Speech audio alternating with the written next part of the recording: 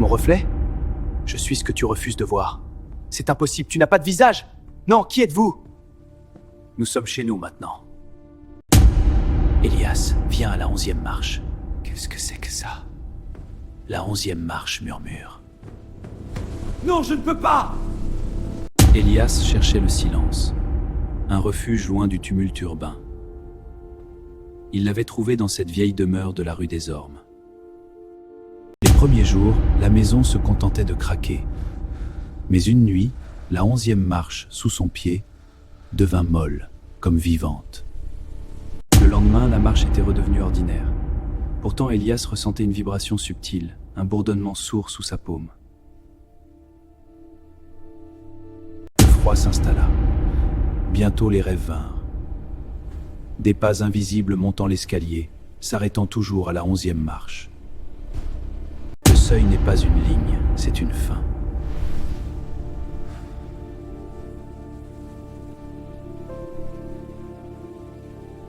Il entreprit de numéroter les marches, mais la craie s'effrita sur la 11e marche, refusant d'y laisser sa marque. Une main grisâtre, aux doigts trop nombreux, émergea du bois de la 11e marche, tâtonnant le vide. L'évasion était impossible. Les portes hermétiques, les fenêtres opaques. Elias était piégé dans l'estomac de la bête. En haut de l'escalier, une silhouette apparut. Elle lui ressemblait, portait ses vêtements, mais son visage était un vide parfait. Elias sentit ses souvenirs s'effacer, son identité se dissoudre, aspirée par le vide qui approchait. La chose atteignit la 11e marche. Le bois se mit à bouillonner de visages hurlants. Elias fut absorbé par le gouffre.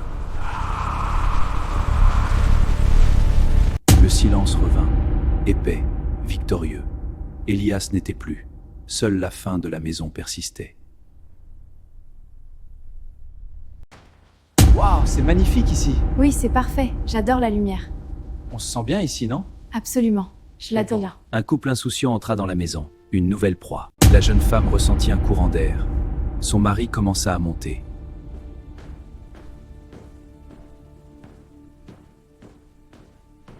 À la 10e marche, il s'arrêta. Dans le bois sombre, un œil qui ressemblait à celui d'Elias s'ouvrit un instant. Le couloir s'étirait, les ombres s'allongeaient comme des doigts noirs cherchant à le saisir.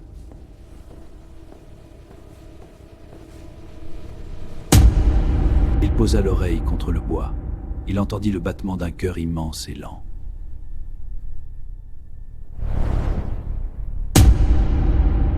Les murs de la maison commencèrent à transpirer une substance noire, l'encre de ses souvenirs.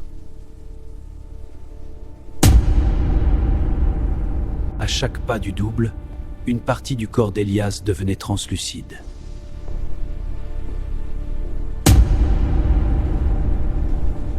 Je suis ce qui reste quand on a trop longtemps écouté le silence.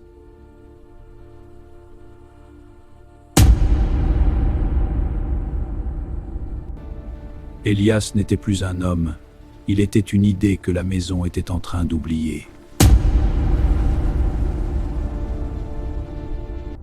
La 11e marche devint un miroir noir révélant une infinité d'autres victimes.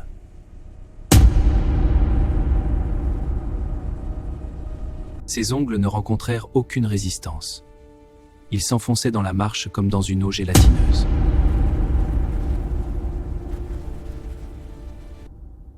La maison poussa un long soupir. Le repas était terminé, pour l'instant.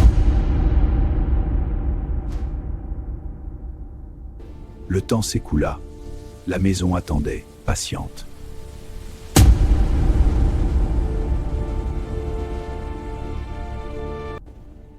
Le nouveau couple ignorait l'écho des âmes perdues.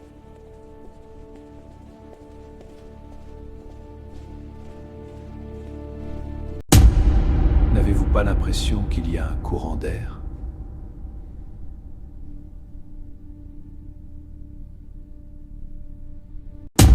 L'insouciance était un chant funèbre pour la maison.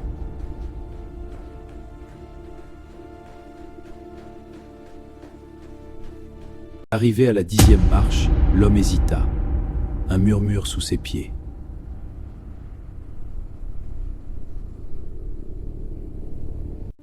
J'ai cru entendre mon nom.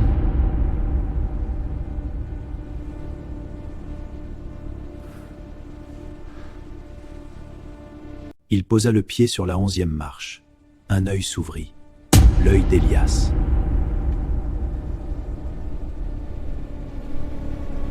La maison avait encore faim. La 11e marche était prête.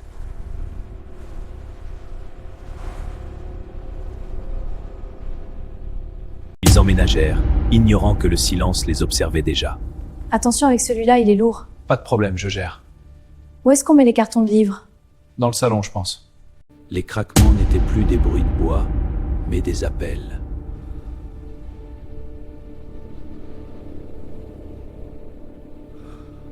Le silence après l'arrêt était encore plus assourdissant.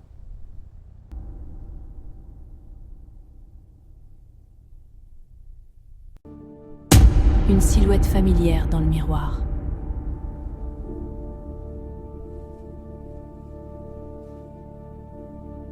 La 11e marche s'était légèrement dérobée.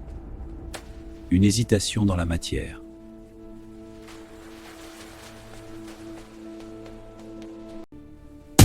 Ne comptez jamais les marches deux fois.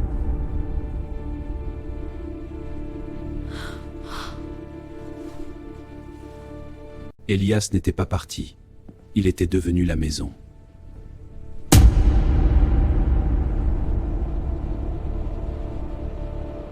Certaines portes ne devraient jamais être ouvertes, et certaines marches ne devraient jamais être comptées. Mais vous avez franchi le seuil du labyrinthe, et il ne vous laissera pas repartir si facilement s'il a situation. Si cette plongée dans l'obscurité vous a glacé le sang, n'oubliez pas de laisser un commentaire pour nous dire quelle scène vous a le plus terrifié. Pour ne jamais rater une sortie du tunnel, abonnez-vous à la chaîne Labyrinthe d'horreur et activez la cloche.